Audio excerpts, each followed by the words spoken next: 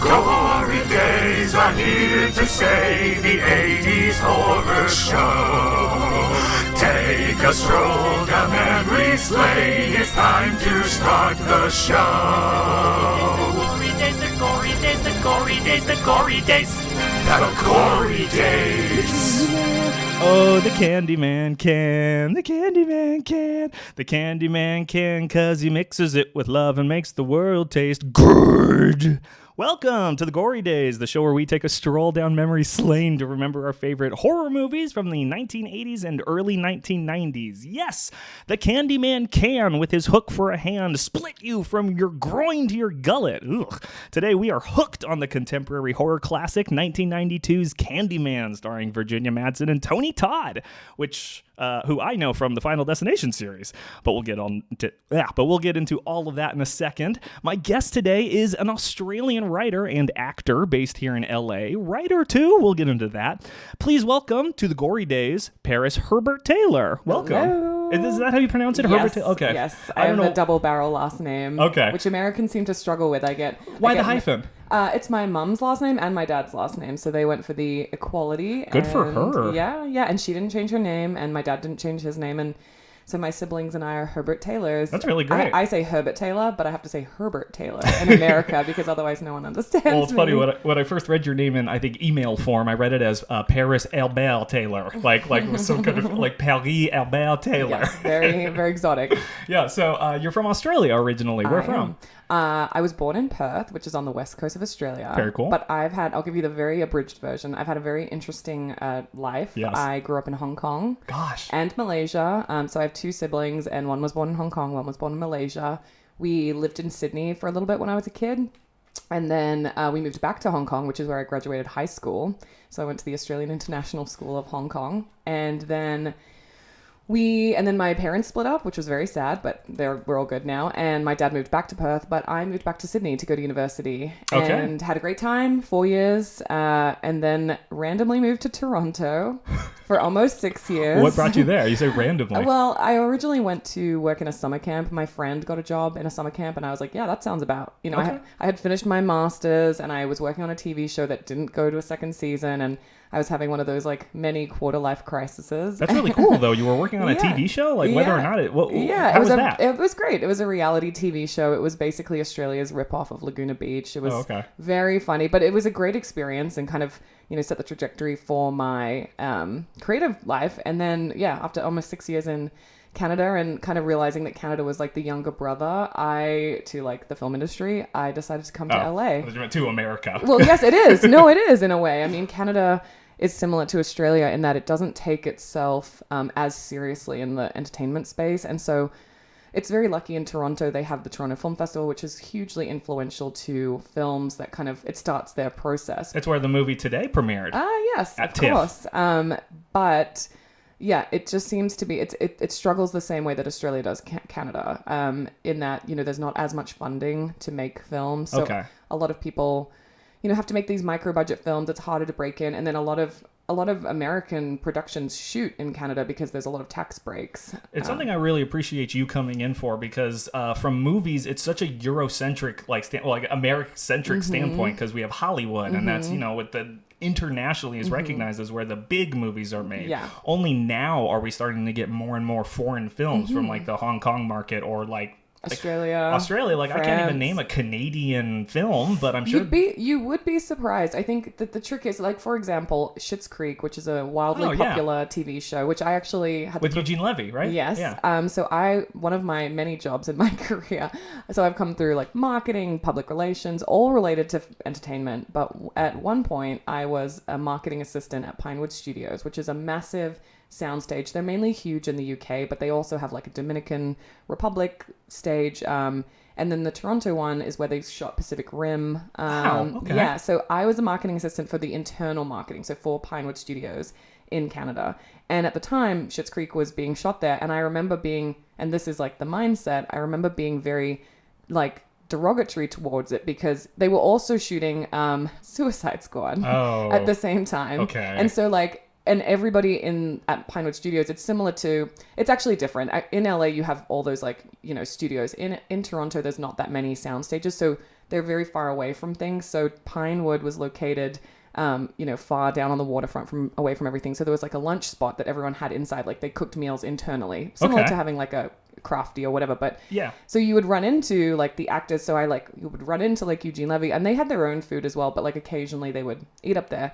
And I just remember being so like down on these Canadian stars versus like seeing like, hoping for the chance to see like a Will Smith. And it kind of comes back to that psychology of like, what's Canadian isn't considered as like cool and special. It seems more attainable. Yeah. Especially a Canadian celebrity. Right. And like Jay Baruchel was always around, who was like so funny and from amazing. How to Train Your Dragon. Yeah. And he's in a lot of things. And I think at the time he was shooting that Monsters dating show, like, I can't remember what it was called. Okay. Yeah.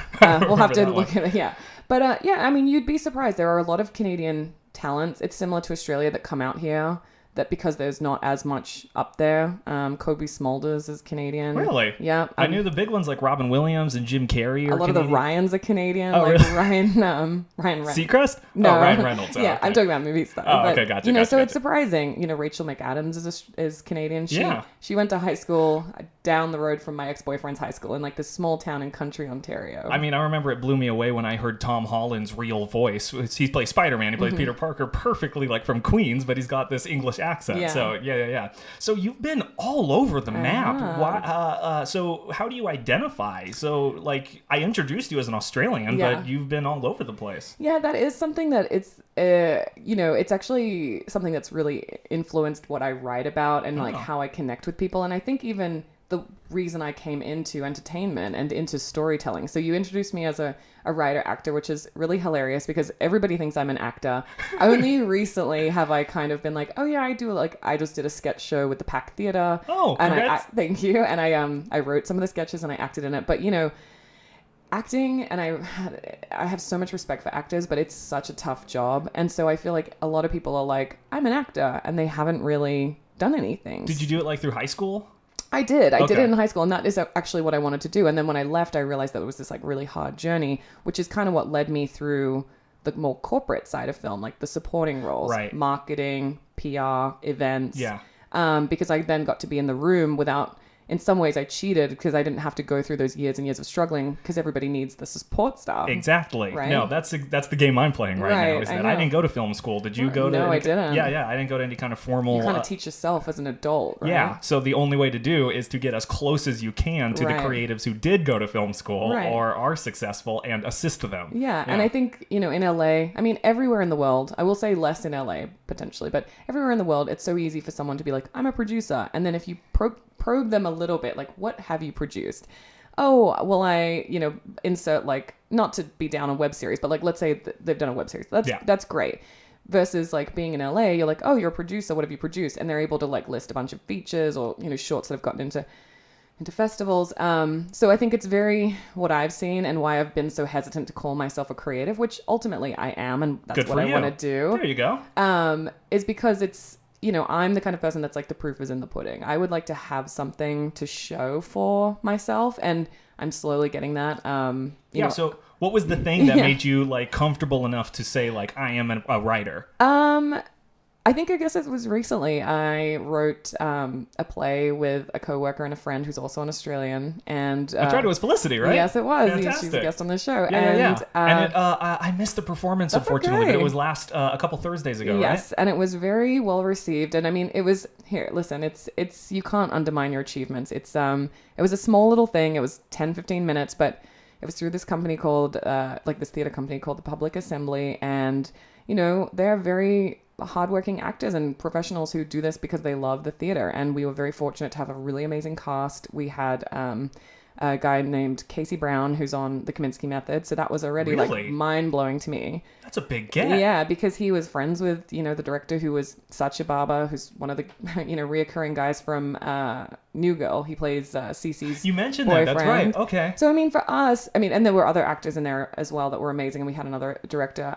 They are not as broken through the industry yet, but fantastic as well. But it was just such a treat to be able to work with professional people who do this on a day-to-day basis. And so that was when I was like, okay, I wrote something. We're putting it on. Yeah. This is happening. But to circle back to your original question about how to identify, this is something that really brought me into writing, was because I realized, as someone who moved around the world so much, and for me, home is such a strange concept, that no matter where you go, a lot of the stories are the same. Yes. People stories. Themes, universal ideas. Yeah. And so by being a storyteller, by being involved in that, you kind of, break down those walls between people no matter where you are. Someone in Alabama has the same...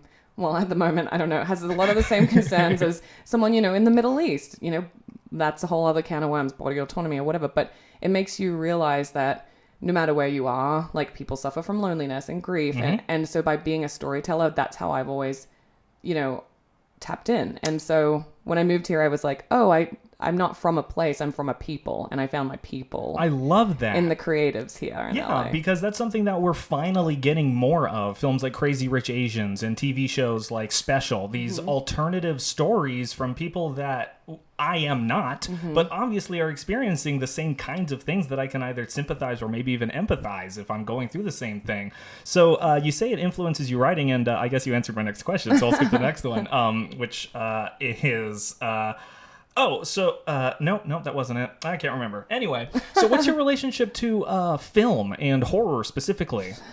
Great question. So when we originally met, you were like, oh, I run this like horror podcast. And I was like, cool, I will never be a guest on that show because I hate horror films. That is a terrible thing to say because it's such a wide genre. That's like saying like, I hate all Chinese food. I grew up in Hong Kong, and I can tell you right now that like, Chinese food from the Sichuan region is very different from Hong Kong Chinese food. So you can't hate one thing. But I have, up until this point, I'm 30 years old, I have always been like, I hate horror movies. Sure. And even today, my boyfriend tried to make me watch the trailer for It 2, and I got about 15 seconds in before I was like, I'm out. Excuse me. That's okay. The marketing for those movies is scarier than the movies themselves, honestly. I wouldn't know because I would never go to see one. I live around West Hollywood where there's a lot of really deep drains, and I'm always like, and this is the problem, I think, and so we're going to get into it today, but I had a very traumatic experience as a child. My relationship with film is like, I love film. I do worry that it's a medium that's dying because... do tell. Well, I worry that, I'm not looking at my watch because you're taking too long. I just want to make sure I'm sticking to my time. No, of course. Exactly. I think, where we're at right now with streaming platforms and with like all this digital content is obviously the future. If you do any kind of history reading into our entertainment industry, which I recently have been a bit more, there was a point in like the 1920s, 1930s where the studios got so big, they controlled everything. And then ultimately television came in and disrupted everything. And the ones that were slow to adapt were the ones that struggled. And, Walt Disney was actually one of the first pioneers where he was like, oh, this is a way for me to get into people's homes with like the Disney morning show and to like become a brand. And so, I mean, the industry goes through so many things. We saw with the writer's strike, with the DVD thing, like we're seeing with the age it's firing right now. Right. So it's always like this constant movement. But what I worry about with the film industry, and this comes from someone who, for 5 years, I worked at film festival events. I went to Cannes and Sundance, and I was there and I did everything, is that people don't really go to the movies anymore. I mean, I am so guilty of that. When I had Movie Pass, I went like 5 times a week because I was like, sweet, now it's affordable. But they've just made it so difficult to actually get there. And I actually went to a free screening of The Hustle recently with Anne Hathaway and Rebel Wilson because if you're Australian and you're listening to this and you're not a member of Australians in LA or Australians in film, you should shame be. on you. Yeah, well, because there's so few of us out here and we all kind of help each other. And so they always do like screenings, and usually the actors come out, like Joel Edgerton's come out quite a lot to see things. Rebel wasn't there this time, but I had the funnest experience in a movie theater that I'd had in ages. I was sitting next to a girlfriend of mine who was laughing her ass off the entire time, like hysterically laughing. And then, I mean, I was kind of giggling, but because she was laughing, then I was infectious. Laughing. So I think, that people should go to the movies, but I worry now with streaming platforms coming in, things being expensive, we're going to see a difference. And it's like Game of Thrones, which I do not watch, don't hate on me, not a problem. Is the only show that I can think of right now where people are getting together to watch it. Because it gets dropped. And the thing about stories is like, again, it's what binds us together. Yes, you can go home and watch The Get Down, which was a show directed by Baz Luhrmann. It was amazing, but it did not get, renewed, and people didn't really know about it. It was a very important story, I thought.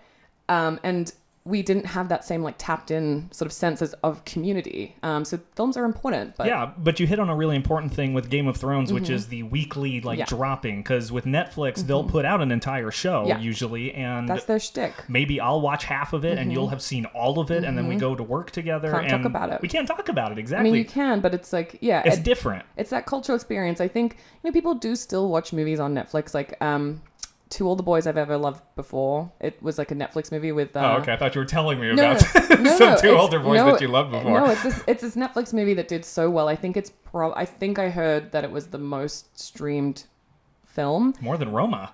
I don't know about that. But it was 80 million views or whatever. That's insane. Wow. Yeah. And it was like so... People loved it, but it was low production values. And people talked about it, but it's different. Like if you're sitting next to someone enjoying it, if you're sitting with strangers, and I think... Coming back to your horror, that's why people still go to the movies to see horror, because they want to be freaked out together. They want the shared experience of that, because going into a scary movie alone and having that happen to you and having no outlet to talk about it or laugh about it afterwards. Yeah. Versus me, where I feel trapped in a movie theater with a horror, and I don't want my friends to know that I am a complete wuss, where I'm sitting there like, I saw Annihilation in the movies, and I was like, that was so scary. That was an amazing movie. And my boyfriend was like, this is like art house. And I was like, it is? Well, there are scary moments. There's pop-out moments. I feel like the end is art house. Most of it is pretty. Like, what? Yeah, it's like 2001. Like honestly, no movie since then. I remembered my question earlier. How do your friends and family and parents respond to you going out into the world and trying this thing and succeeding at it? More importantly, well, success is I'm impressed. I think you're succeeding. Thank you so much. And I think you do have to give yourself a pat on the back if you are in LA and you're surviving. And as a creative, you got to be your own cheerleader. And I have a corporate job. I work for a producer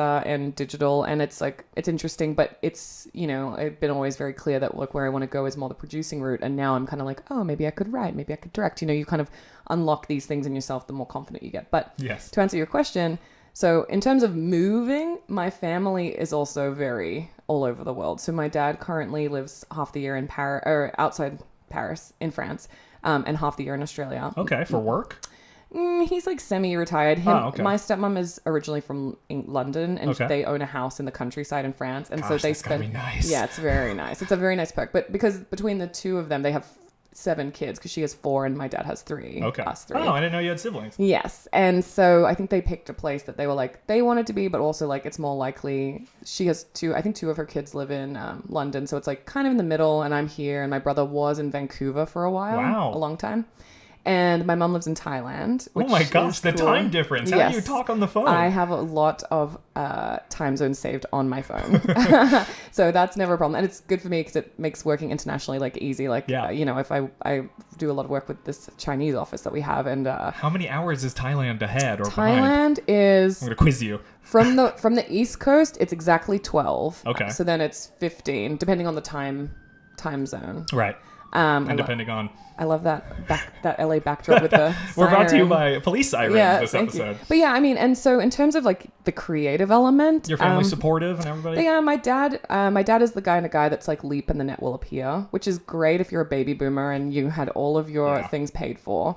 Now, it's a different world. Yeah, I mean, but I still appreciate the sentiment. And my mom's whole thing is like, if you always do what you've always done, you'll always get what you've always gotten. So that's kind of challenged me to be always pushing. I do think, I make okay money as, doing what I'm doing. I think my dad's like, hey, you should buy a house. And I'm like, hey, do you have like $1 million to give me? He might, geez. Yeah. A house in a chateau in France. Well, yeah. I mean, I think it's very, let's call it like vibey. It's like very farmhouse. But yeah, I think, it is tough. It's almost like coming out to your parents like, I want to be creative. Yeah, it really is. And they're like, okay. And try again. Yeah. I think ultimately your parents, hopefully if they're supportive, always want you to be happy. But they also, I think, appreciate that there are challenges. I know that both my parents were like, yeah, go try LA. But I don't know if they actually thought that it would work. Are your siblings in the industry? Or? No, they are very, but they are also very like they kind of walk to the beat of their own drum. Okay. My brother did a cyber forensic criminology degree. Cool. And then we're getting true crimey. Yeah, and then he went off and was a ski bum for like the last 7 years, and like props to him. And to each his own. yeah, he's into like more the hospitality route. But I think that's the interesting thing about our careers is like, so long as you are chasing the thing that you're enjoying and not just being buffeted along, which I was for a long time, then, you kind of end up where you can be happy. And I think success is defined by, being satisfied at work and also having creative pursuits and hobbies and also like being fulfilled. So it really depends how you define like what you're doing. I find your perspective so refreshing because you've come from so many perspectives that you don't have tunnel vision like so many people here do. You aren't trapped in the bubble and hating on everybody else, and you're not mired in the politics as I imagine. Like you have your own prime minister to worry about. Yes. So I'm worried about the world politics. I'm worried about people's rights. I'm worried about the planet and the plastic in the ocean. I mean, yeah, I think when you get on a granular level, and it happens, I mean, listen, I live in the United States. I'm obviously very much aware of what's happening with the politics. My boyfriend is from Oregon. It's a very conservative state. Portland is a very liberal state. Yes. But his dad and His dad and I have very different, kind of opinions, it's okay because we can sit down and talk about it. Yeah. But also, like you said, I come from a very different perspective. I have lived... Listen, China ain't no thing. Hong Kong is its own little bubble, but it's technically a special administrative region. But, China's got its own growing pains. And I think if you are interested in politics overall, you should be interested in people and you should be interested in the things that affect people and the planet and not maybe about like who's got the best slogan. I know we're about to ramp up into like these elections with like Bernie up against Kamala or up against Joe. And it's like, ugh. But that's what I mean, like to be so close-minded and not to think of politics as domestic only and like only taking care of your own and literally putting up walls to make sure that other people can't come in. Yeah. Whereas we are all on the same planet. We're all one nation, the nation of Earth. And I wish I could have a passport that, allowed me to live wherever because I would, I say, yes, I'm Australian, but Hong Kong is my home in many ways. Do you speak Chinese? I don't because I'm a bratty little expat. Oh, right. Like brat. But, I mean, whenever I go to a new place, I try. And when I'm in Hong Kong, my Cantonese comes back a little bit. I can definitely swear and get in a taxi and stuff. But that's my white privilege, being like, oh, everybody speaks English here.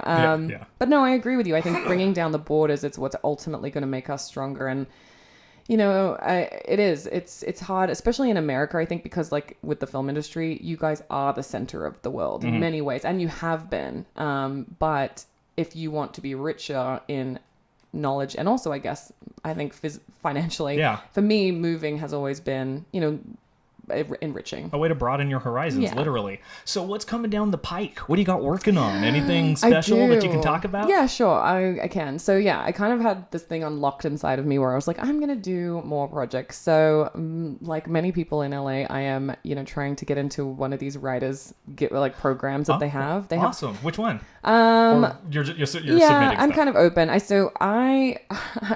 don't think you should ever close yourself off creatively and be like, I only write this or I only like this. I mean, people who love horror also seem to love comedy. Unlike me, where I'm like, I hate horror. But no, I mean, so I do think I have like kind of a funny voice. So now I'm kind of focusing on the comedy, but I'm doing it with like a social aspect. So the play that we wrote was about two TV presenters, and they're both men, and they have this kind of like illicit affair. It's like but it was done with comedy. So they're like on set and they're like doing the live show, and then in between they're kind of bickering, and basically like, because I think people are like okay with, oh, you're gay, like that's cool.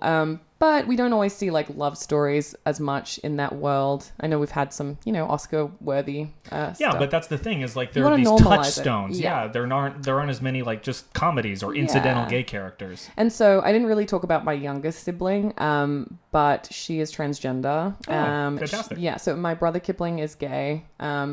I am straight and white and middle class. And so it's this weird thing where I've been around and, I don't ever want to take anyone else's voice away. But what I'm working on right now is a few projects where gender and sexuality are less like, oh, this is a movie about a transgender person. So I want to make a short. I want it to be addressing some of those questions, but I don't want it to be like the central thing. I think it just needs to be like more normal, like you said, seeing transgender actors in a lot of things.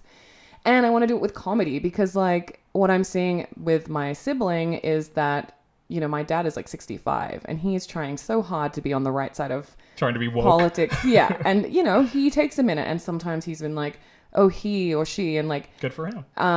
I see my younger sibling getting very touchy about that. And I understand that it's like tricky.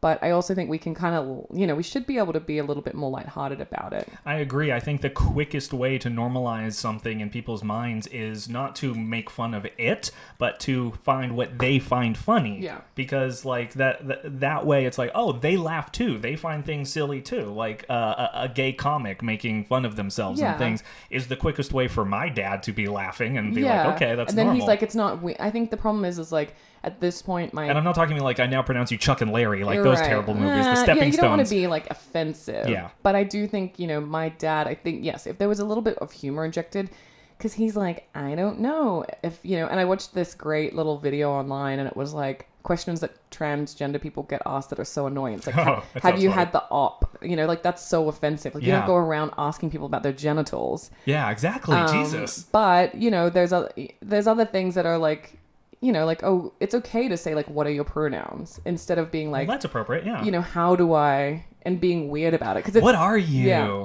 That's the way the funniness, I think, comes in. Because then... It makes them the other. Right. I'm sorry, no. That's so true. That's exactly it. And I think because I've always been the other, I was the white girl in Hong Kong with blonde hair that stood out. I was the kid back in Australia who had, like, a weird American accent because I'd been at international schools my whole life.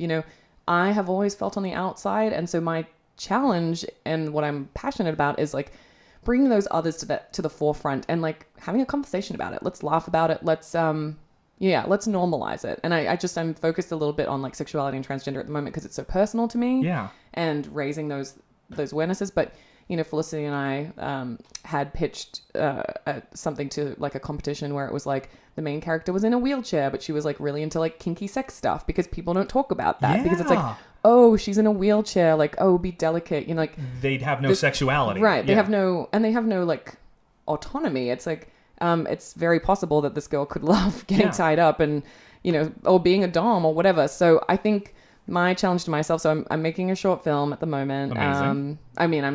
I'm just rewriting it right now, but I have a few friends who are very talented, and this is, I want to tap in more to like the trans community here and find some amazing actors there, and then make stuff that's like, just letting them just be normal and not be like, this is, it's not transparent where I'm like, I'm not going to name the film like this is something about that. It's just one of the characters happens to be trans. Yeah. So you have an inclusion agenda. I think that's amazing. Yeah. So now let's transition a little bit. The movie you brought in today before we go to our quick break is Candyman. Yes. Why Candyman? Candyman is the film that turned me off horror films forever. I watched it when I was 10 years old. Okay, way too young. I was trying to think when I saw it because it came out in 1992. Mm-hmm. And I was back in Australia because we lived in Sydney for a few years when I was kind of around that like middle school, late, like early developmental years. Yeah. And I had a sleepover with two girls. We were at this girl Sarah's house. I will never forget. Sarah and Katie were the girls there. And there was a babysitter. And I think the mom was like, oh, okay, you guys can just like get a movie or whatever. And this was like R-rated. Well, I don't know. We had a babysitter, so I can't remember if we like chose it as like kind of a dare to each other. In Australia, there was Blockbuster, but there was also this place called Video Easy. And I remember we went to Video Easy. It was like an orange logo. And so anyway, so she either chose it and just kind of whatever. She left us downstairs. We watched this movie. Good babysitter. Oh my God. It's so scary. If you're, it's not like, cause now you look back and we'll talk about that, but I was surprised. I hadn't seen this movie. This was the first time. A lot of, and I was kind of like watching a lot of trailers this last week in preparation for this.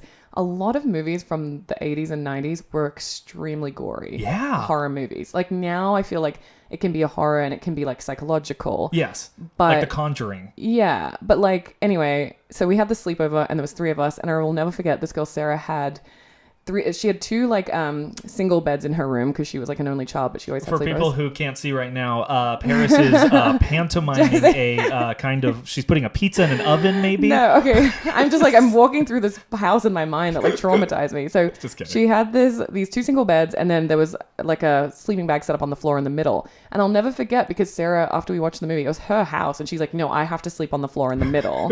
And there was a glass window, like floor to ceiling, like sliding door window on one side of one bed. Oh my and on God. the other side was like the door to the corridor, and you could see the bathroom through the corridor. And she made me sleep in that bed after we just watched this movie, and we'll get into it, but like the Candyman comes through like the bathroom mirror. Yeah. And so we were traumatized.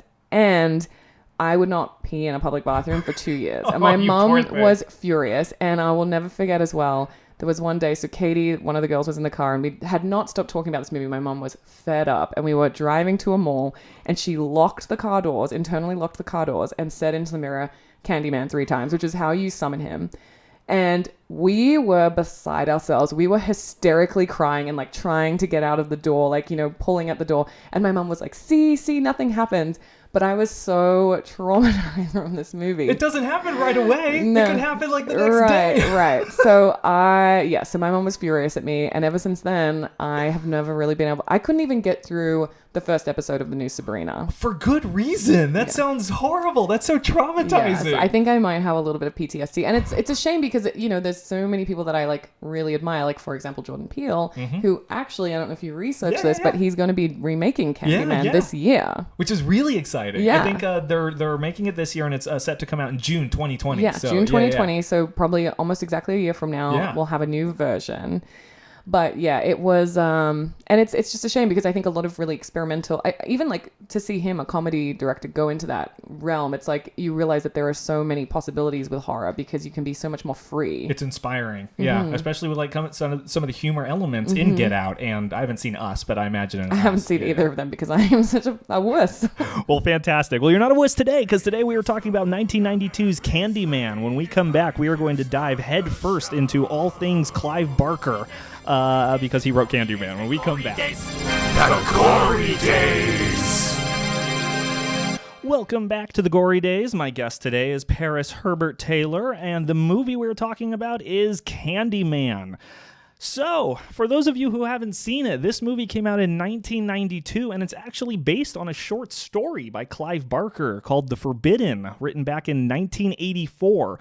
But Clive Barker, for those of you who don't know, notable queer Liverpudlian, his story revolved around themes of British class system and contemporary Liverpool. It was the writer-director of this film, Bernard Rose, a white Englishman who chose to refit the story to Cabrini Green public housing development in Chicago, and instead focus on themes of race and social class in inner city United States. So just sit on that for a little bit. We'll get back to it, and it kind of plays into our discussion in the first segment about like how comfortable you feel writing for people that you are not. Like the idea of writing a woman's story, I'm terrified. I am not a woman, and so he's obviously a lot more confident. I don't know. I mean, for you, like for people, I think. Yeah, I mean, there is a lot of like jokes around the industry where it's like, oh, she was like beautiful and silent. There's the male gaze. Right. But if you have an interesting character, I just wrote a play with my friend about 2 gay guys that are like That's true. having sex with each other, you know, so, and like fighting about it. And I am not a man or a gay guy. So, but I do know, you know, my brother is gay, and I know that these love triangles pop up. So I think as long as you approach it with authenticity and you have a connection to the story and you want to do honor to the characters and you make them rich, you should be able to write from whoever you want. I've heard that. I've heard another perspective that is, if you're going to write a story, don't give anyone genders or characteristics or anything. Just be person 1, person 2. They can have familial relationships, so that way it's like they can be anything. I don't know if that's universal, but I like both perspectives. So obviously there was some controversy to this film depicting racism and racial stereotypes, and Bernard Rose defended himself by saying, quote, "I had to go to a whole set of meetings with the NAACP because the producers were so worried. Rightfully so." And what the NAACP meetings, when they read the script, they said, "Why are we even having this meeting? This is just good fun. Why shouldn't a black actor be a ghost? Why shouldn't a black actor play Freddy Krueger or Hannibal Lecter?" So I understand like representation is important, and it's not cultural appropriation because Candyman's not real. It's not a real like urban legend in black communities or whatever. It was made up by Clive Barker and then repurposed for the inner city. So it's important for representation's sake. Jordan Peele, who's making the remake, even said the original was a landmark film for black representation in the horror genre. Alongside Night of the Living Dead, Candyman was a major inspiration to Jordan Peele as a filmmaker, he said to Bloody Disgusting. So I can't decide. I leave it to the listener and to the viewer. How did you feel? Like, well, first of all, I was just probably not thinking about that when I saw it the first time. No, when I saw it the first time, I'm like, no, I mean, in doing research for it this week too, I noticed the same thing. Like, here's a little tidbit. So yes, it was shot in this housing project. A lot of the exteriors, the hallways, and the stairways were all shot the helicopter there. shots and stuff. Yeah. Right. So the production, I read on IMDb, actually made a deal with the gang that was actually prevalent at the time. And the gang members ended up being extras in the film. And they were all fine until the last day of production when a sniper bullet went through the production van. And thankfully, no one got hurt. No one was hurt. But what I will say about that is that, I know cultural appropriation, and we've had this discussion, like, representation and writing from a perspective that's not your own. I think it's really admirable that a production went in there, and I don't think it's exploitative. I know it's, it's a terrible situation, but I just think about, like, the opportunities that it maybe gave to some people. We don't know that, some kids that, like, have no opportunities didn't see a production come to pass with a, African-American man in the lead and were not inspired to go on to do things. It was probably injecting, resources into the community as well. But yes, there is that whole, like, were they being exploitative? This is their living situation every single day, and they really made it look like hell. Well, that's it. Is like, because he mentions, like, once they read the script, because on paper, a black ghost is haunting a white woman, and he's going to kill her. Okay. Like, that doesn't sound great. She's a grad student. Yeah. He's a guy from the 1800s. Who's actually intelligent. And like, so like, once you actually read the script and you see, Cabrini Green is gang, like, owned or whatever, but there's still people like Anne Marie that want to just be a good person. Yes. And so it's like, on paper, just looking at the, like, tagline or the log line or whatever, you would think, this is problematic. But really, it shows all sides. And it was in the 80s, a time when, like, we need these stepping stones, unfortunately, to get to a point where Jordan Peele can make a remake of this. Yeah. Because, unfortunately, maybe there was a black person in the world who had a story like this that was really trying to get it made, and it just didn't happen. Meanwhile, this got made because of these two British white guys. people, and they were able to make it happen. So it's not to say that, like, there wasn't a black person who willing to tell this story, but that's the reality of it, unfortunately. I do think it's stepping stones, for sure. And I think, like, Boat Trip and I Now Pronounce You Chuck and Larry, these stepping stone movies that to you get look to back Moonlight. and you're just like, oh, yeah. Do not stand the test of time. Right. And I actually do think this film stands the test of time. First of I all, do it's too. still very scary. But it's realistically scary because they're not stereotypes. They are literally gang members, like you said. Like, they aren't actors portraying gang members. And this is a notoriously dangerous... which I believe is still dangerous right now, actually. I think there are parts that have been... And I read in the Deadline article that Jordan Peele is shooting it in, like, the newly gentrified area. Yeah. However, there still are very dangerous parts. It's actually located in Chicago. Chicago has some very, very bad situations, Yeah, I mean, I had to do some research about this because I've heard of housing projects, but I didn't realize the cultural implications. Like, housing projects have been complicated. The first decades, they were built with higher construction standards and with a broader range of incomes and applicants. But over time, they became the last resort in a lot of cities. So they've seen to greatly increase concentrated poverty in a community, leading to several negative externalities. Crime, drug uses, and educational underperformance are widely associated with housing projects, particularly in urban areas. And the reason I wanted to read that Wikipedia summary, because this is such a touchy subject. I don't want to offend anybody. I just want to stick to the facts. And the facts are that these buildings, as a result of city negligence, become hubs for concentrated poverty. And concentrated poverty has this unfortunate repercussion of bringing in a lot of unfavorable, like, drugs and crime and all of that. And so that's what our story focuses on. The story of Candyman is Virginia Madsen is a grad student. Let's see. Yeah. So the film follows Helen Lyle, a grad student. What did I call her a second ago? Sorry. Follows Helen Lyle, a graduate student in Chicago, completing a thesis on urban legends, which leads her to the legend of Candyman, the ghost of an artist and son of a slave who was murdered in the late 19th century. So Virginia Madsen, sister of Michael Madsen, I have no idea, plays Helen Lyle, and she is so good. She is so good in this movie. Do you know, you probably did the same research I did, that they were going to potentially offer it to Sandra Bullock if she Yeah. wasn't available. I'm glad she was, because she kills it. Yeah, she's really good. And I don't know what else she's been in. I haven't followed. I had a look. It doesn't look like too much. She's got one of those faces that is very like familiar. Like you think, oh, was she in? Yeah. I think she was in like a bunch of TV shows. Probably, yeah. I looked her up. This is an interesting one, yeah, because the writer-director, like, this was his big break, and this was, like, probably his biggest film, and ever since this, he's been making, like, art house, like, indie films, like, for himself. Yeah, I mean, Tony Todd, too. That's the guy? Yeah, Tony Todd, the guy who plays Candyman. I looked at him. He's had a pretty big career, but even on his IMDb, like, little blurb thing, which I think people write about themselves. Yeah, to be honest. they definitely do. You know, Candyman is the first thing that is mentioned too. Like that was a very big role for him. It means a lot to him. You can find him on Instagram, and like all of his photos are fan art and like pictures and stuff. Because I don't think he did that much, really. Like he was in Final Destination, like I said, in cameos, but this was obviously like the most important role to him. Yeah. And that's why I hope he has a cameo in the remake at least. I hope so. Obviously, he's not going to play Candyman, but if he isn't even called, that's a missed opportunity. I'm sure they will. So the movie is weird because it opens with Candyman's narration. So like this was my first time watching it, and I was ready for there to be some question of whether or not Candyman was real, but he says, "They will say that I have shed innocent blood. What's blood for if not for shedding? Living, maybe? With my hook for a hand, I'll split you from your groin to your gullet. I came for you."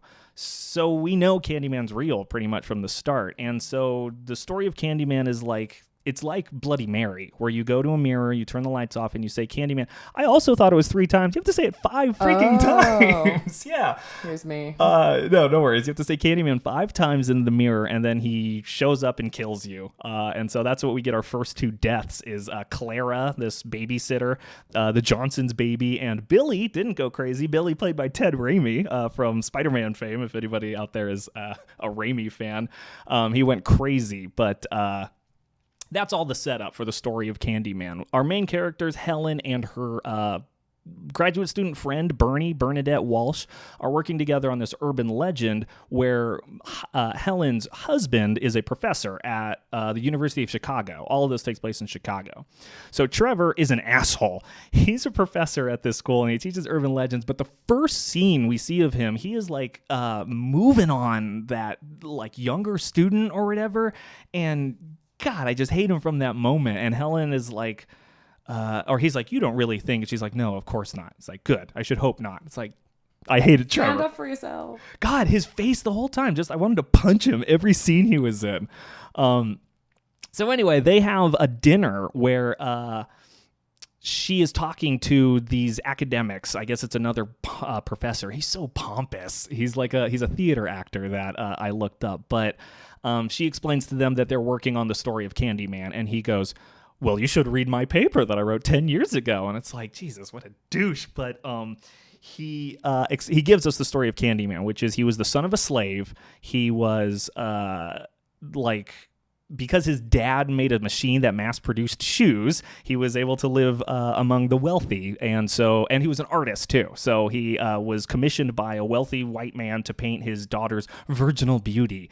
They fell in love. She got pregnant, and because he's a black man, getting a white person pregnant, they brutally torture him to death. They cut off his hand and jam a hook into it for no reason. They cover him in bees, and for some reason, that makes the bees sting him to death.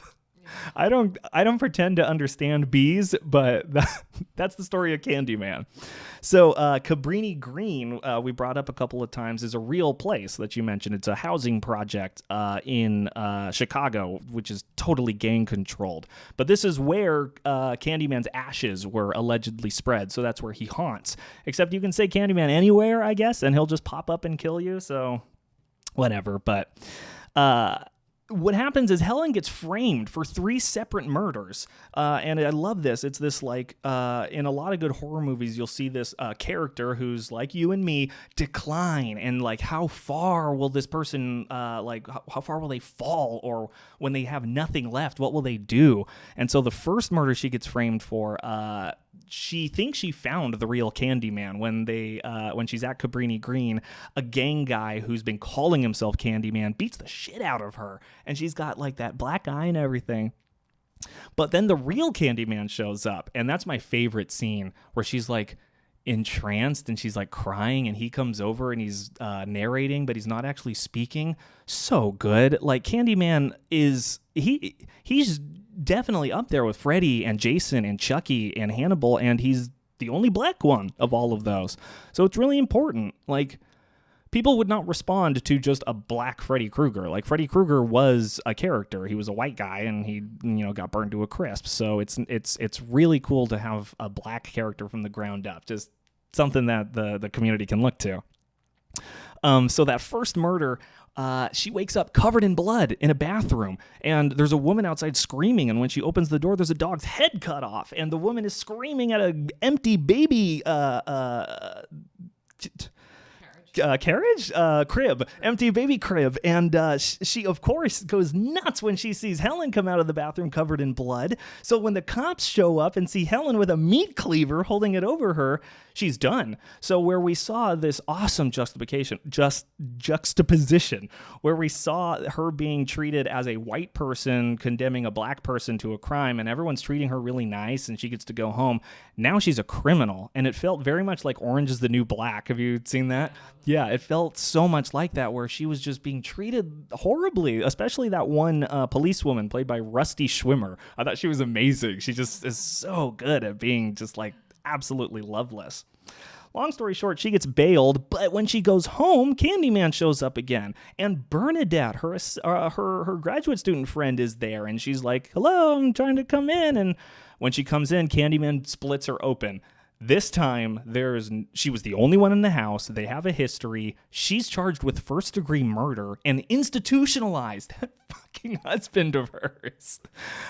So she's in the loony bin. When she finally meets Dr. Burke, the person overseeing her procedures and stuff, he explains that she's been sedated for a month. And I remember, like, what, a month? So she tells him, "I can prove it." And he goes, "How?" And she looks over to a mirror and goes, "Candyman, Candyman, Candyman, Candyman, Candyman." And he's like, "Well, this is crazy."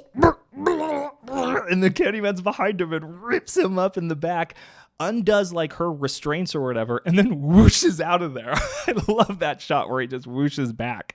So she escapes out of the broken window back home, where Trevor is with that young student. And Stacy, she does a great job. Carolyn Lowry, I want to give a shout out as Trevor's squeeze. Stacy is so good. The way she's like, her face, she's just panicking. She has no idea what to do. Trevor comes back out and is like, "What are you doing here? Call the hospital." And she's like, "Go ahead. That's what you want to do, right?" And I was just like, as soon as they came out, I literally said, I want to write a movie like this. Like, I want the kind of thing where it's like, yeah, she's back. And then she doesn't do anything to them. She's a good person. She just says something threatening and leaves. And so that's when we start catapulting right to the climax here, because she's lost everything. She has nothing left. And Candyman revealed that he has the baby that was missing. And his deal is, take the baby's place, your life for the baby's. So she goes to Cabrini Green, goes to his like altar or whatever. This part, he's just sleeping. He's just like on the altar. I thought he was a ghost, but he's just sleeping on the altar. So when she goes over with her own hook and she tries to kill him, he wakes up and they do this, like, she's hypnotized again and he carries her off, and it's like this weird romantic thing. And that's where we get the bees shot, where I looked it up. They were real bees. Yes. I could have swore it was like a wax model or something, but they put real bees all over them. They bred those bees specifically for this movie. Yeah. Because if a bee is like 12 hours old, it looks full size, but it doesn't have the stinger. Yeah. So, like, props to that actor for being covered in bees and having bees in his mouth. Yeah. I couldn't. Virginia Madsen had them all over her, too. Have you ever been stung by a bee? Yeah, like, oh, you have? Years ago. My sister is allergic, excuse me. See, there we go with pronouns. She is allergic, and so that's a bit more scary, but yeah, it's not fun. It's just no, it hurts. Yeah. I've been stung once, but from what I've heard, you don't know if you're allergic until you get stung the second time. So for all I know, I could be deathly allergic. Yeah. But Tony Todd and Virginia Madsen were totally fine. Well, excuse me. So now that he has her, he pulls open his coat, and you see that like he's like hollow, like his ribs are showing, and he's covered in bees. He like kisses bees into her, and this cut is so confusing because it looks like she's dead, and then Candyman goes over and picks up the baby and says it's time for a new miracle, and then she wakes up. And it's like there's nothing there. She wanders over and she sees this mural. The dumbest twist, in my opinion, is it was always you, Helen. You see this mural on the wall that's like a woodcut of Candyman getting mutilated to death. And in the background is the father and the daughter. And the daughter looks exactly like Helen. And it's supposed to be like she's reincarnated. And like that's why he wants to die with her so that they're together. It just feels shoehorned in, honestly. It was more interesting without that to me. Yeah. So then it finally ends with there's a giant pile of garbage outside. And we've heard earlier from this little boy, Jake, that it's for the party. The baby's crying is coming from inside the giant pile of wood. And so here I am thinking it's like on top of it as she has to climb through. No, it's in the middle. It like Candyman teleported it into the middle of that wood. So she's got her meat hook and she's trying to like climb through. And that's when people see the meat hook and they're like, Candyman's in there. So they all come out with gasoline and torches and lighter fluid. And I wrote in my notes, I was like, but the baby's in there.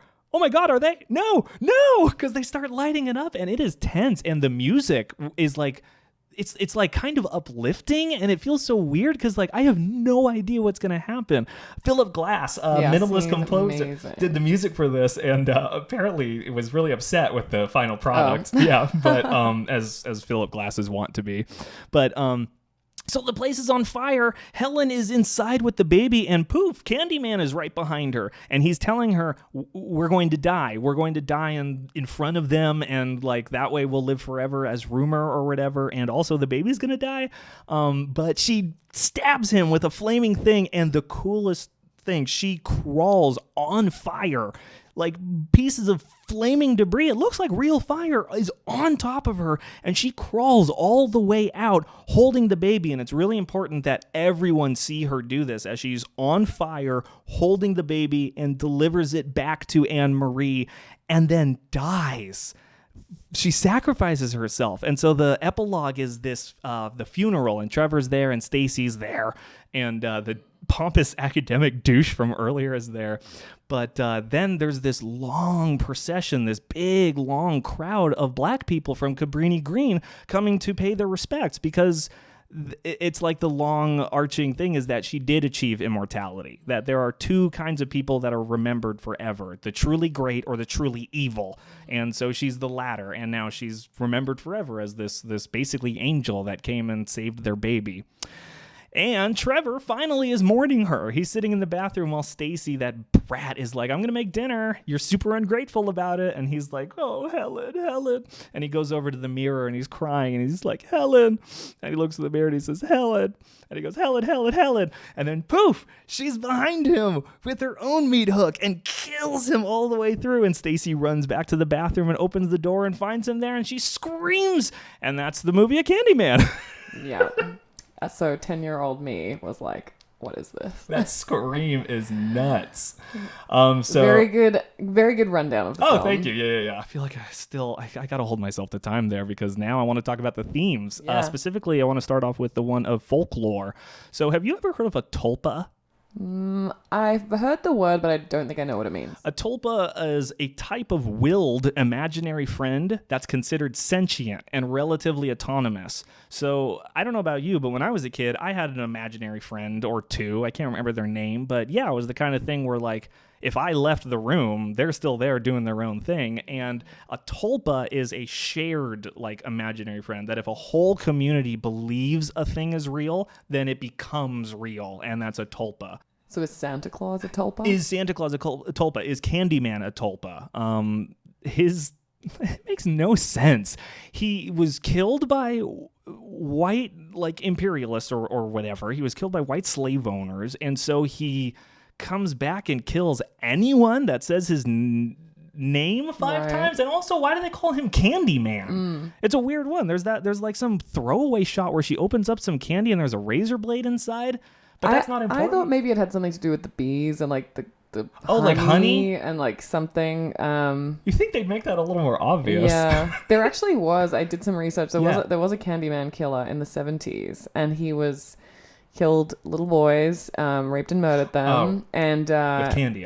He got them to come into the house with candy. So that makes sense. And then this film's not that far after, so maybe Candyman is like a scary name. Sure, there's that, but then there's also in 1987. Now we get a little true crimey.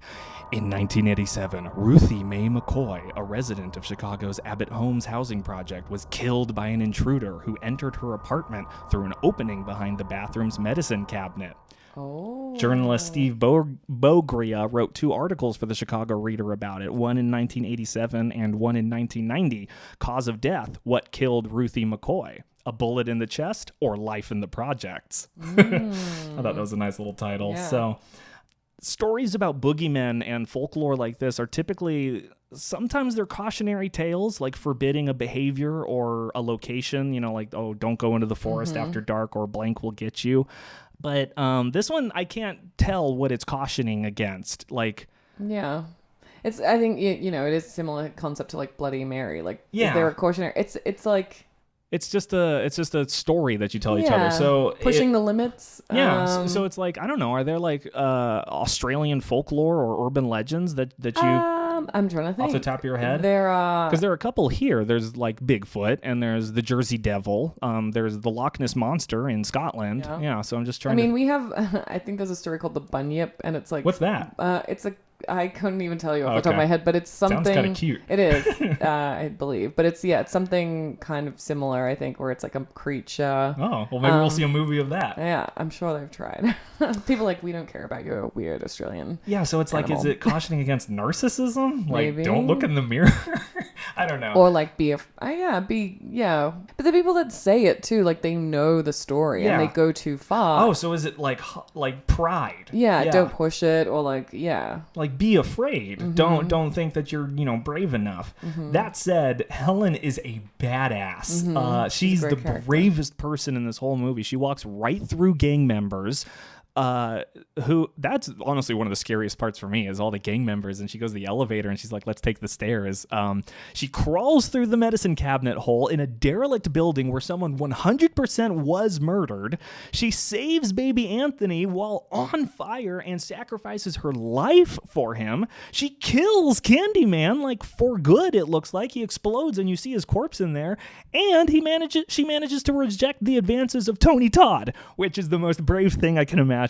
And she achieves mortality, and she kills her husband Trevor. Yeah, she is an amazing character. Yeah, she is like kind of the counterbalance there, because it's like you are given the opportunity to take the safer route and she doesn't. So foolish maybe, but yeah, it is that like bravery versus like stupidity, which is maybe the kind of theme of like looking in the mirror and saying it, like it's going to conjure him. People like joke that it's going to conjure him, but then there's all this evidence that it keeps happening. Yeah. And then people still do it. So that is interesting. They're idiots. Why would you do that?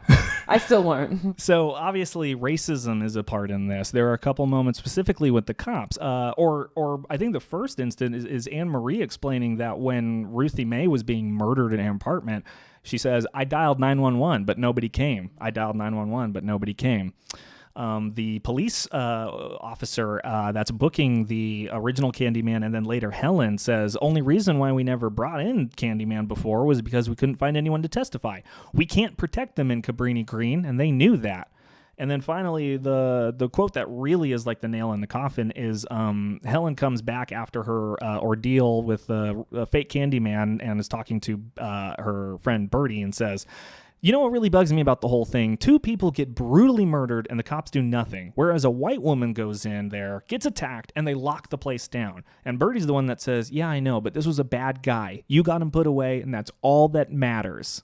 It's a shame, because subsidized housing and that thing that I explained is not anyone's fault, but the repercussions are everyone's fault, is that the police are they've completely abandoned them. Unless a white person goes there, it's just no man's land. Crime, like everything is just going to go bad. And that's just the way it is. They know that. It's the systemic problem. It is. And it's a cycle of poverty, which we see. And it's a problem that's happening now. That's why when you say this stands the test of time, I agree, because unfortunately, we have not improved since then. I drove here today past loads of homeless people.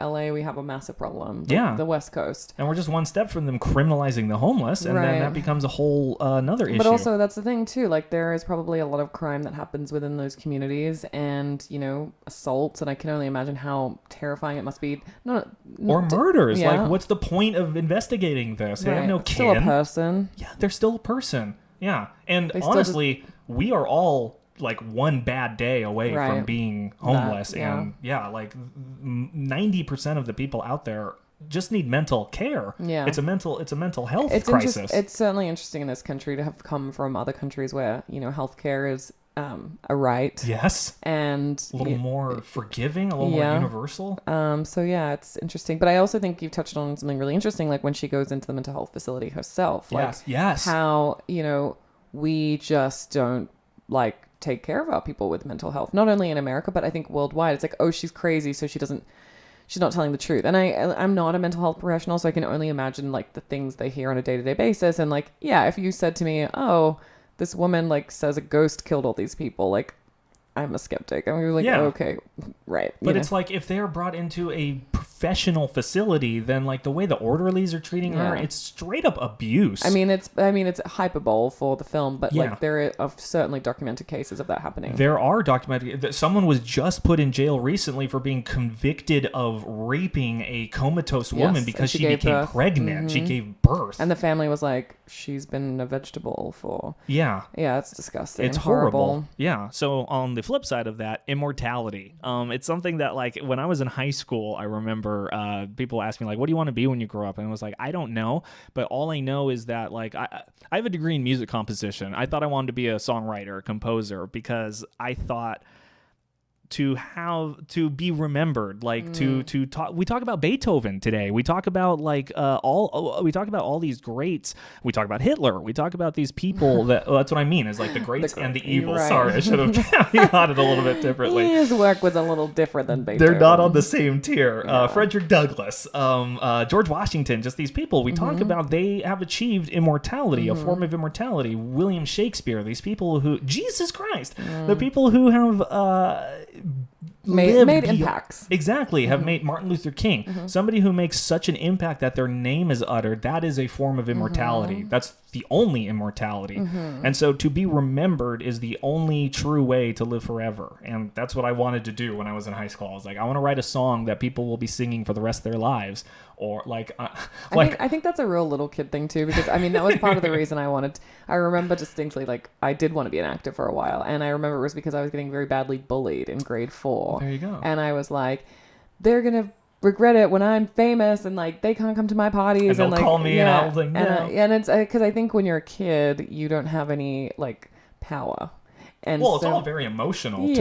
You have no realistic idea of money and the problems out there in the world. But so I felt the same way. Like, I wanted to be, I think it's probably around the time you start to become conscious of like the idea of death. Like, as we get older, we kind of accept that everything dies and that's a part of it. When you're a kid, that's scary because you have no like power and you want to like, live forever. I think that I've had the same thought process. You're right, because as a kid, you pretty much believe you're going to live forever, and then there's a transition between... you think you're the center of the universe, and then suddenly you're like, oh, there's other people.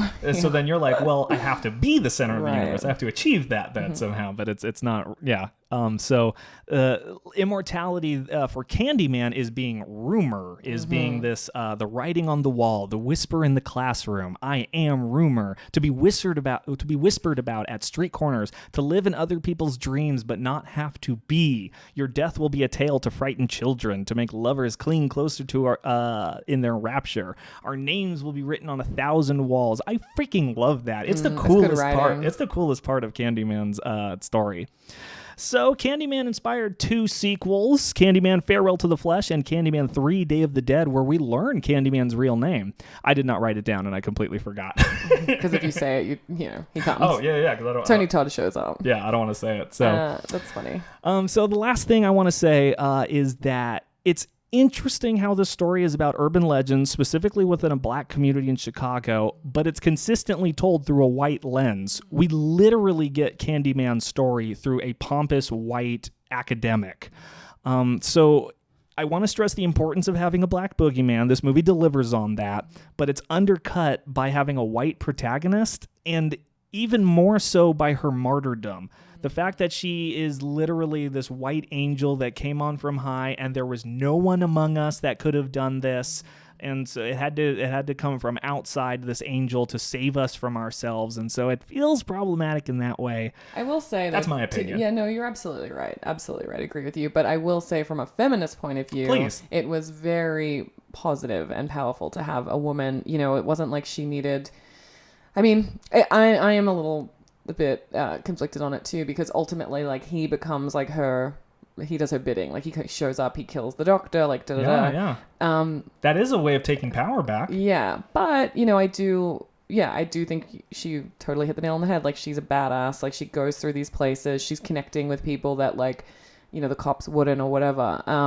But yeah, I think we suffer now in our creative world from being so conscious of representing everyone that we actually miss out on representing anyone. And that's, like, you know, I'm really a big fan of Jamila Jamil. Is that how you say her name? The girl from The Happy Place. She's I think she's Pakistani actress. She's fantastic. She talks about, you know, she's very into, like, body positivity and, like, being, you know, people that are disabled and stuff like that. And there's been a couple times where she's maybe, like, posted something or supported something that is, like, out of line, you know. Basically, she makes the point that she can't be a representation for every single group, you know? And so I think that is something we, you know, fall into the trap of as well. I 100% agree from you. There is a little bit of a problem there with that, like, white and black situation in this movie. But I will say the fact that, like, two white guys wrote a film that included a black actor in a lead role and also a very strong female character. Like, we have to give them props where props are due. You're absolutely right, because you can't just say, well, they're a black person, a white person can't write a black person. That's not allowed. If the goal truly is for, you know, representation, then equality. Everyone should be allowed to write everyone. Yeah. Within reason. Like, you should still do the research. You should still pay homage. And I think, you know, the fact that they worked with those gang members in that community. Yeah. The fact that, you know, when you look at the cast, like, it's not, you know, you're not saying, like, oh, all the black characters are bad. You know, yes, the main character is a terrible murderer. Yeah, and the gang members are gang members. Right. But you also... Jake isn't bad, and Marie isn't bad. Exactly. You have a professional academic who, you know, in some ways, I think this film was very ahead of its time. It's 1992. That's true. You know, when it came out, I don't know, I didn't look at the production dates, but I'm sure it was like a few years before, you know, the year before that or whatever. So I do think it's dicey. I'll be very, very interested to see how Jordan handles that, because I would love to see, more African American representation in there. Maybe the main female character will be black as well. Maybe, but you're right. I think there's something that I didn't realize from a female perspective, that, like, the it's unfortunate, but it's a perpetuated thing that it's like, as a white woman, not only should you be afraid of all men all the time, but you should be extra afraid of black men, like or, you know, just like dark men, Mexican, Indian, whatever they look like. You should be afraid of them. And so when this movie taking that idea and giving you this woke white woman who, like, I know I'm supposed to be afraid because of racism and exaggeration, stereotypes, but I'm going to give this world a chance. I'm going to bravely go into what I know to be dangerous and push those envelopes. And she's rewarded by finding people like Anne Marie and Jake and the she's also punished.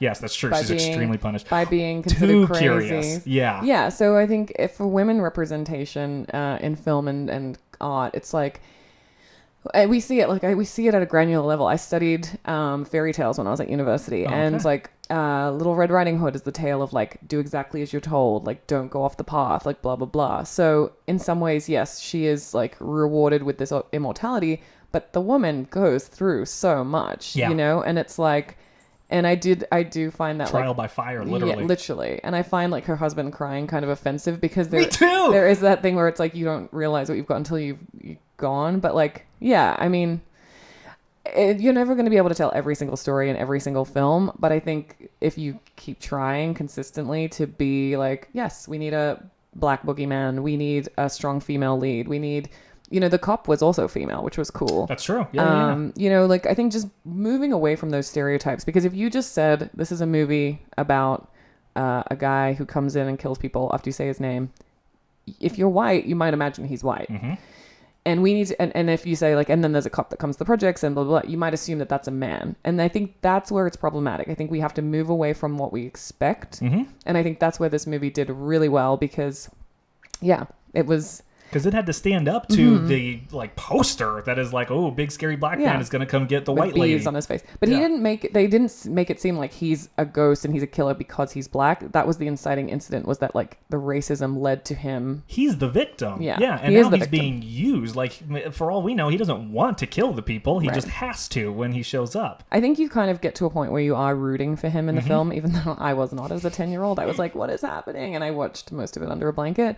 But yeah, I mean, it's almost funny and like the romantic element of it too is kind of weird, but it comes off weird. It's kind of weird, but it's also kind of, again, even that is progressive, you know, like it wasn't that many years ago that like William Shatner and I forget her name, which is terrible. Nichelle Nichols had their first kiss on TV. You know, like to see more interracial couples is a step in the right direction, even if one of them is a ghost with a hook for a hand and one of them is a crazy lady or whatever. So our final segment, we like to rate our movie on a scale of 1 to 5 thumbs, 1 being the worst and 5 being the best. Paris, what'd you think of Candyman? If you asked me when I was 10 years old, I would have said -10 because I was so scared of this movie. But I think as an adult, I'll be generous and I'll say I would give it 5 thumbs 5 out of 5. Again, you know, you're talking to someone who does not have a lot of horror films to compare it against, but I think it'll be interesting. I think this podcast is really well timed. I think especially with the film coming out, like I'm interested to see how it goes, and I think there's a lot of elements to this as a filmmaker that are also very like 5-star. Maybe I'd say like 4.5 to be fair. But you know, like yes, you mentioned the composer, you mentioned like, you know, the acting, and like I just think it came together. Even like the cinematography in this film is actually really beautiful. Yeah, especially those aerial shots are amazing. And that's a time before we had drones. They had to get a big giant helicopter out there. And the writing is really tight. Yeah. And I think it's a great film if you like horror and you haven't seen it. I'm sure people who like horror have seen it. Sure. It's a classic at this point. If you haven't, I implore you. I mean, I guess we spoiled the whole thing, but it's still worth a watch. We skipped over a lot of stuff. It's still worth a watch. So traditionally, we'll also award those thumbs to characters in the movie. So you have 4.5 thumbs to give. Who are you going to give those 4.5 thumbs? You can spread them out, or you can give them all to one. Okay. Well, I would definitely give at least 2 to Tony. Obviously, because he doesn't have 2 thumbs. Exactly, he's gonna need both of them because he's got a hook for a hand. But yeah, I mean, and then Virginia also was amazing. So I've got half a left. I mean, I would just spread that out amongst the supporting cast. I think this is a really, really strong film. I think again, like it's so different to view it as a critical person versus like enjoying it. Maybe, you know, this whole process of like revisiting scary movies that I thought were scary will make me as an adult try to appreciate things more and try to go back and watch those scary films. But as I mentioned at the start of this podcast, I couldn't really get through the It 2 trailer. So it's PTSD. It's a psychological thing. But I think it's a great film. I know exactly what you mean. As I get old, like if I was a kid and saw this, I would have been bored to tears by the doctor scene or literally every scene where people are just talking to each other. They're not getting murdered brutally. But like as an adult now, I love those scenes. The scenes where they're in the like institutionalized and like where it really seems like if she doesn't play her cards right, this is it. This is where she's gonna die. This is the rest of her life. I love that stuff, and I can only appreciate it as an adult now. I think it's different as well. As we get older, different things scare us. Like being like incorrectly labeled as being mentally ill is terrifying because no one will believe you, because then crazy people say I'm not crazy. Yes, exactly. And there's been a lot of like Girl Interrupted. There's so many films where like you can't get out of that situation and you're trapped. But also I think what's scary to us is like the racism or becoming homeless. And I'm sure, you know, I'm not black. I'm sure living with that on a daily basis. I've seen it in LA. I've seen people get pulled over. Yeah. And I'm like, there's like 5 cop cars for one dude on a bike. And I'm like, are you serious? Like I live, and then I have to catch myself doing it too. I live in West Hollywood. There's been a few guys, and there's a bit of a homeless population around there. But sometimes I've seen someone just walking up the street it's late at night and I'm a woman and I'm just generally cautious and scared. But I'm also like, I know I'm being more like scared because he's black. Sure. And I was chased recently by a white guy. Really? Oh my God. No, I was fine. He was just super drunk and I was walking my dog and I was fine. But he like came at me and then It's just funny because my 3 African-American friends and my very white pasty boyfriend went looking for him around the neighborhood. They were drunk. Okay. They went looking around from the neighborhood and they were like, afterwards I was like, that would have been a really bad situation for you actually if you had found him. Yeah. Like, it's the thought that counts. Yeah. So I love this movie. Candyman, I'd never seen it before today, and I regret never seeing it because it is freaking amazing. I was so impressed by the acting in it. Virginia, Tony, I want to credit the actors. I did. Yeah, Virginia, Tony, Xander as Trevor, Vanessa Williams as Anne-Marie McCoy, Cassie Lemons as Bernie Walsh. I barely mentioned him, but Jake is played by DeJuan Guy. He does a great job. Kids... It's so easy for me to hate kids in movies. Children actors. Yeah, children actors in movies because they're always looking at the camera. No spoilers, but I just saw Avengers Endgame, and there's a scene where there are children, and they look right in the camera. And I can't help it. It's like a big eye. It is. And it's like, that's why you go to acting school, so that you can train your brain to ignore that, to just make a, dead zone. Kids, sometimes kids, I have to give a shout out to kid actors. Like, they're so authentic. Yeah. Like, as we get older. When they're good. Yeah, great. But even you give a kid I used to run after school programs teaching drama games, and it's crazy. Like, as adults, we kind of put up these walls inside of ourselves where we're like, that would be silly to crawl around on the floor like a dinosaur. Whereas a 7-year-old's like, I'm just flops, I'm gonna do it. So, and not to mention their bodies are capable of taking a lot more damage. That's true. They can get down on the floor a lot quicker than we can. Yeah.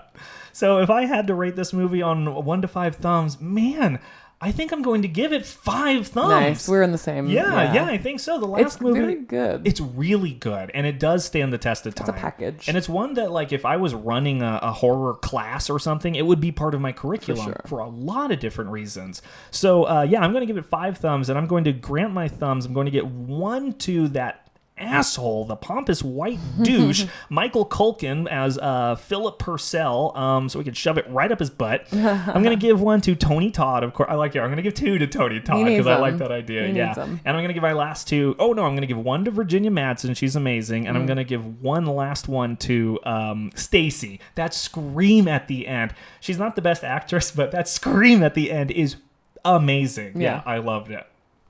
So that's Candyman. So Paris, where can people find you online if they want to see more of you? Yeah, please come and find me. I have a blog. It has not been updated in a while, but I'm making it an effort to post more regularly. This will be a kick in the butt. Yeah, this is definitely a kick in the butt. So it's called theuncheckedbaggage.com. So Perfect. You can find me there. I'm also all over social media. My Instagram is probably my most accessible. It's at oparissimo, so OH Paris IMO. Okay. We'll add that in the description. Yeah, sure. I mean, come and find me because I know there's a lot of creative people out there that want to talk about stuff. And when I came out here, it's interesting. There's people here that are willing to help you. And in Hollywood and in LA, there's a lot of people that are much more accessible.